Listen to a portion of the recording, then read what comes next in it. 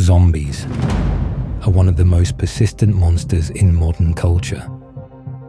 They're the monster we can't seem to kill. Why are we so obsessed with them? Maybe zombies tell us something about the human subconscious, something we're not always ready to face. Let's start with the obvious.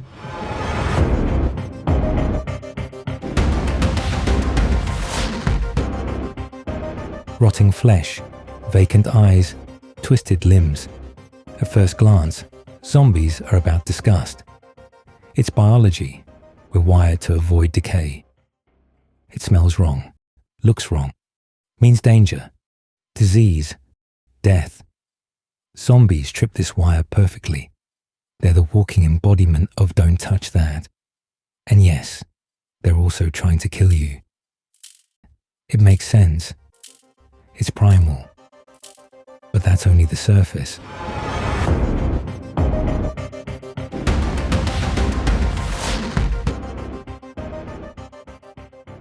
Your brain mirrors the pain of others. That's empathy. Studies using fMRI scans have shown that when we see someone else in pain, our brain activates many of the same regions as if we were in pain ourselves. This phenomenon is known as empathic mirroring. But zombies twist it. You see a mother, a friend, a partner turn into something that moans, bleeds, bites.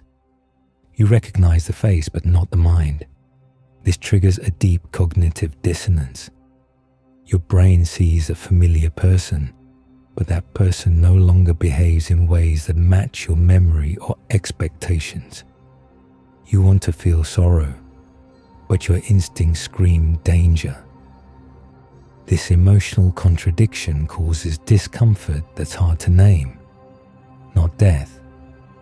You could describe it as recognition without connection. Let's talk about a phenomenon called ego death. Zombies don't just kill. They erase, not just the body, but the self, memory, voice, identity, love. They erase who we are before they end our life.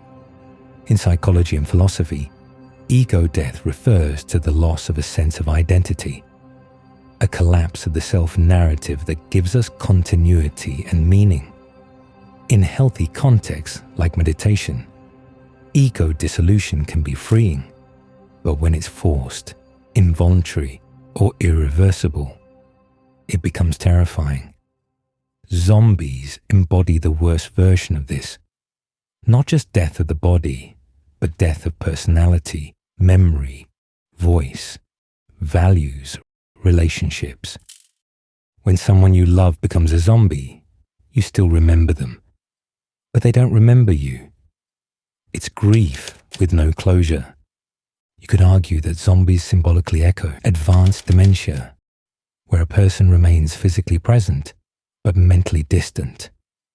Severe depression or dissociation, where a person feels emotionally absent or already gone. Institutionalization, where identity is eroded by uniformity and loss of autonomy. All of these mirror the core zombie horror.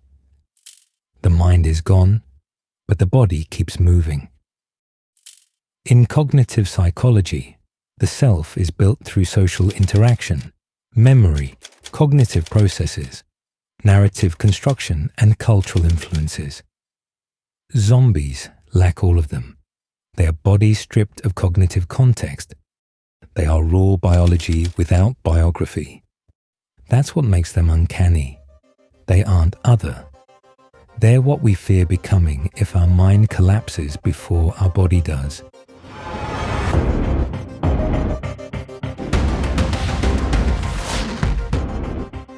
We're tribal creatures. We don't just survive with others, we survive through them. Humans evolved in small social groups. Belonging wasn't optional. It was survival. Abandonment isn't just sad, it's existential. Zombie stories flip this instinct upside down. This is social death, and your brain fears it more than pain. Social death is the psychological state of being alive, but no longer recognized, included, or valued by others. It triggers the same brain regions associated with physical pain, because for most of human history, to be excluded was to die. In one study, participants played a virtual ball-tossing game with 2 other players.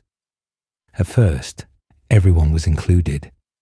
Then, without warning, the other players stopped throwing the ball to them, even though it was just a game and the other players were computer-controlled. The excluded participants showed increased activity in the anterior cingulate cortex, the same brain region that processes physical pain. This research, often referred to as part of the social pain overlap theory, shows how deeply our brains are wired for belonging. To the mind, being cast out feels like being injured. Zombie stories tap into our deepest fear of social death. The people we love don't just die. They reject us by turning into something that wants to harm us, triggering the same pain as social abandonment.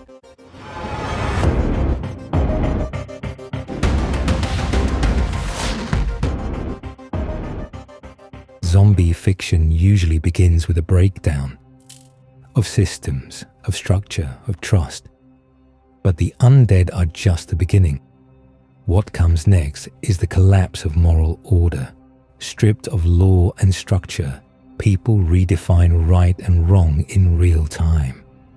Classic psychology experiments like Stanford and Milgram show how quickly we conform to roles or obey harmful orders when authority shifts or disappears. In these stories, the real question isn't how to survive, but who you're willing to become to do it. In narratives like The Walking Dead, zombies precipitate the collapse of modern civilization, forcing survivors into a primitive state of existence. These stories mirror our fears of societal breakdown and the fragility of our structured world.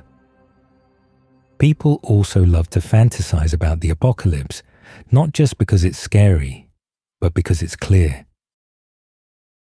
Modern life is overwhelming, endless decisions, constant noise, and too many roles to play. Zombie fiction clears the clutter. In a collapsed world, there's only one goal: survive. When everything else falls away, we're left with something strangely appealing: clarity, purpose, and the quiet return of instinct.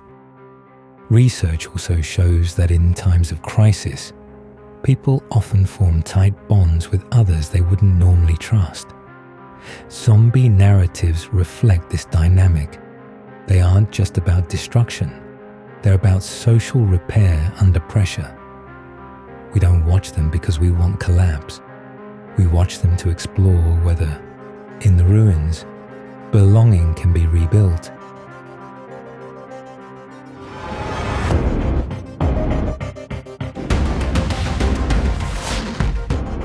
Zombies have always changed with the times. American interest in zombies began with William Seabrook's 1929 book, The Magic Island, which sensationalized Haitian voodoo practices. Early films like White Zombie, 1932, introduced the zombie to Western audiences, often portraying them as mindless servants, echoing fears of the other and colonial anxieties. Later, during the Cold War, they mirrored a different fear, a fear of conformity, of losing the self to ideology. In Night of the Living Dead, 1968, the undead were indistinguishable, masses of blank, relentless faces, mindless, collective, like crowds driven by propaganda. Then came the malls. In Dawn of the Dead, 1978, zombies wandered shopping centers, drawn by memory, instinct, or maybe just habit.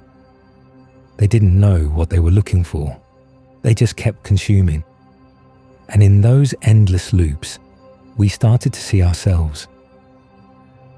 From 2000s to 2010, the genre shifted to reflect fears of pandemics and societal collapse, with narratives focusing on survival amidst widespread contagion. Films like 28 Days Later, 2002, and World War Z, 2013, reflected growing fears of pandemics, bioterrorism, and system failure.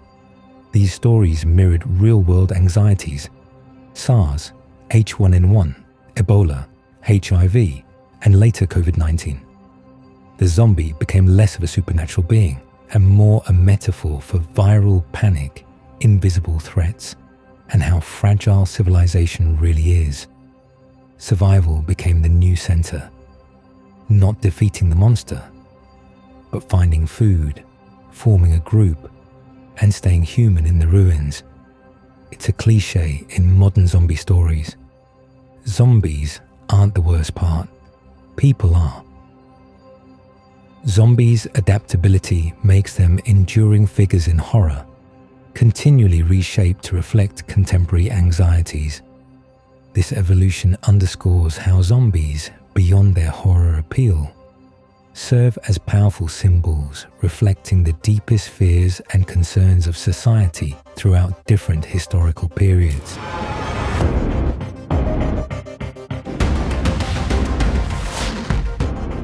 We live in a world of infinite content, but shallow connection.